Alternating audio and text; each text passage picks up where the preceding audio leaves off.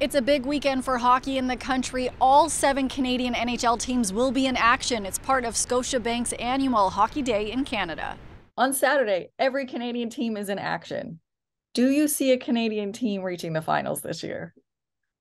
Oh, well, I worked the Calgary Flames game last night and I picked them, but Markstrom seems to be struggling. But I think this year is the Leafs' year to actually make it. They went through a lot of adversity, losing 4 and 5 of their top defensemen and weathered that storm. So they showed that they can go through that adversity and handle it. And now I think if they make the right calculated moves at the deadline, I would not be surprised to see them in the Stanley Cup Finals. Basically people are starting the parade because you just said that. They're starting it.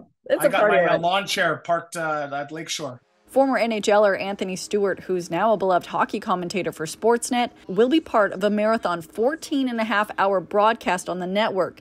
They will be celebrating hockey in the country and will be broadcasting from Owen Sound. That's what it's all about, getting in the community, meeting the fans, signing autographs, taking pictures, but really having that hands-on human experience, which is great. We did it last year in Scarborough, and I think I met probably about 200 people throughout the day. So hopefully it's not as cold as it was last year. Stewart and his brother Chris both played in the NHL as well as the OHL's Kingston Frontenacs and recently had a special moment with them. Their numbers were raised to the rafters in the team's rink, recognizing their contributions to the organization. In Kingston, when you had, those banners raised, what was that moment like for you?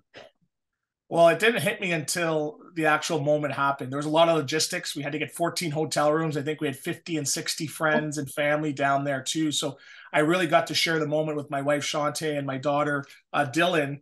And my brother and I's sons and daughters were actually on the ice as flag bearers. So to be able to share the moment with my brother, it's definitely a great experience and one I won't forget. Anthony is also making a huge impact off the ice with his charity called Hockey Equality that launched back in 2001. And right now they are accepting new applicants for scholarships. We're called Hockey Equality, but what we're trying to do is give equity to some of these kids and giving them everything they need to be successful. And some of that is scholarships.